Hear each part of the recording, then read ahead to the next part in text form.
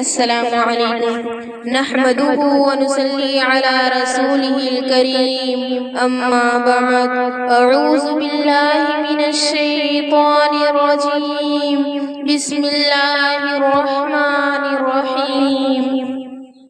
الحمد للہ رب العالمین والعاقبۃ للمتقین والصلاة والسلام علی سید المرسلین ونحن على ذلك لمن الشاہدین والشاکرین والحمد للہ رب العالمین۔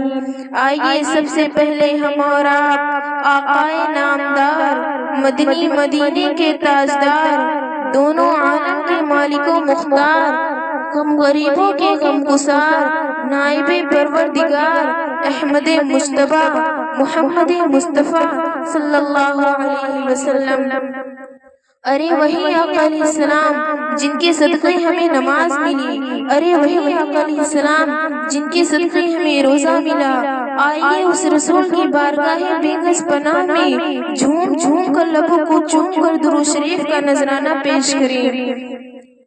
حضرت عبد المطلب ایک مرتبہ خانہ کعبہ کا طواف کرتے ہیں، کرتے کرتے کیا دیکھتے ہیں کہ خانہ کعبہ اچانک ان کے بل گر جاتا ہے۔ حضرت عبد المطلب پریشان ہو جاتے ہیں کہ ابھی تو خانہ کعبہ کی تعمیر کرائی گئی تھی، اچانک خانہ کعبہ کیسے گر جاتا ہے۔ حضرت عبد المطلب پریشان ہو کر باہر آتے ہیں تو ایک لوٹی سے ملاقات ہوتی ہے، وہ لوٹی کہتی ہے اے عبد المطلب تمہارے گھر پوتا پیدا ہوا ہے، خدا کی قسم مسلمانوں۔ حضرت عبد المطلب نے فرما دیا کہ اے مسلمانوں سن لو، یہ خانہ کعبہ گرا نہیں تھا بلکہ سجدے میں تھا، کیونکہ آج میرے پوتے محمد عربی صلی اللہ علیہ وسلم کی ولادت و سعادت کا دن ہے، اس لیے تو کسی شاعر نے کیا فرمایا ہے، مشکل تھے راستے آسان ہو گئے،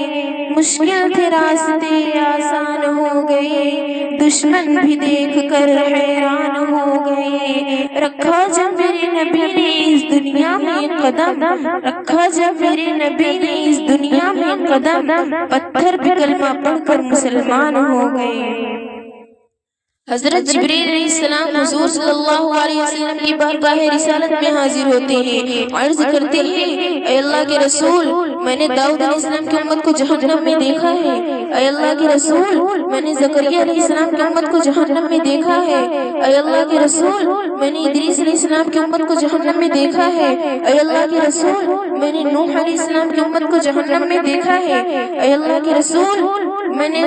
نوح علیہ السلام کی امت کو جہنم میں دیکھا ہے۔ حضرت جبریل علیہ السلام اتنا کہہ کر خاموش ہو جاتے ہیں کیونکہ انہیں پتا تھا کہ اگر میں نے رسول کو ان کی بھی امت میں جانے کا تذکرہ کر دیا تو رسول کا چین بے چینی میں بدل جائے گا، حضور کا قرار بے قراری میں بدل جائے گا، حضور بے قرار ہو جائیں گے، حضور کی آنکھوں سے آنسو اشکبار ہونے لگیں گے۔ اتنے میں ہمارے حضور عرض کرتے ہیں اے جبرائیل کیا تو نے میری بھی امت کو جہنم میں دیکھا ہے؟ حضرت جبرائیل مجبوراً عرض کرتے ہیں ہاں اے اللہ کے رسول میں نے آپ کی بھی امت کو جہنم میں دیکھا ہے۔ اتنا سننا تھا کہ ہمارے رسول کی آنکھوں سے آنسو اشکبار ہونے لگتے ہیں، حضور کا قرار بے قراری میں بدل جاتا ہے، حضور کا چین بے چینی میں بدل جاتا ہے، حضور بے قرار ہو جاتے ہیں اور روتے روتے غار حرا میں چلے جاتے ہیں۔ ایک صحابی جو رسول اللہ صلی اللہ علیہ وسلم کے پیچھے نماز پڑھا کرتے تھے، وہ نماز اس لیے پڑھا کرتے تھے کہ ایک طرف اللہ کی عبادت ہوگی اور دوسری طرف چہرے انور کی زیارت ہوگی۔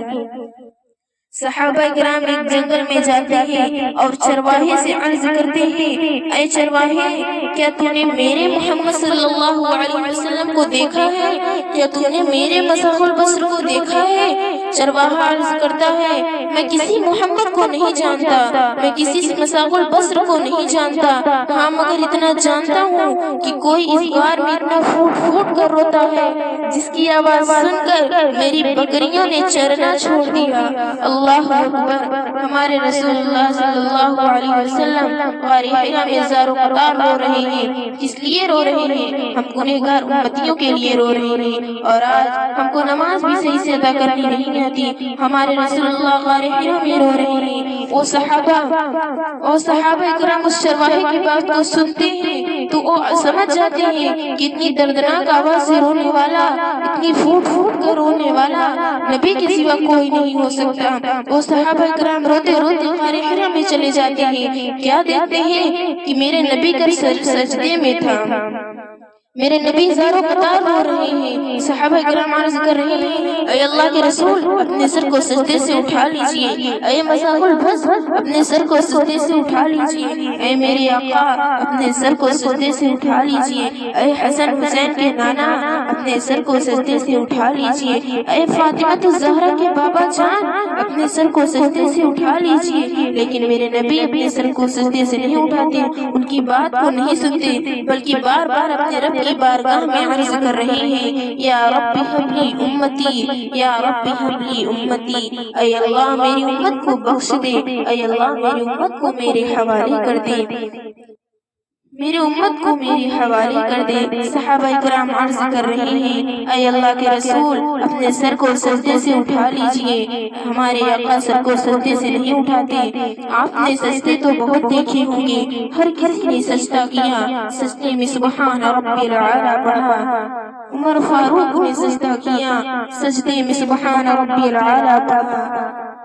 کسی مفتی نے سجدہ کیا، سجدے میں سبحان ربی العالی پڑھا، حضرت علی نے سجدہ کیا، سجدے میں سبحان ربی العالی پڑھا، فاروق اعظم نے سجدہ کیا، سجدے میں سبحان ربی العالی پڑھا، عثمان غنی نے سجدہ کیا، سجدے میں سبحان ربی العالی پڑھا۔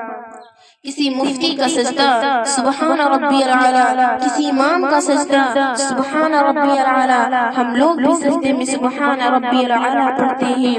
لیکن میرے نبی کا سجدہ نرالا تھا، ہمارے نبی کا سجدہ انوکھا تھا، ہمارے نبی کا سجدہ ہم سب کے سجدوں سے الگ تھا۔ ہمارے نبی سجدے میں عرض کر رہے ہیں، یا رب حب لی امتی، یا رب حب لی امتی، اے اللہ میری امت کو بخش دے، اے اللہ میری امت کو میرے حوالے کر دے۔ اب میں آخر میں اللہ تعالیٰ سے دعا کرتی ہوں کہ اللہ تعالیٰ ہم سب کو نبی کی ایک ایک سنت پر عمل کرنے کی توفیق عطا فرمائے اور ان کے بتائے ہوئے راستے پر چلنے کی توفیق عطا فرمائے۔ اب میں اس شعر پر اپنی تقریر کو ختم کرتی ہوں۔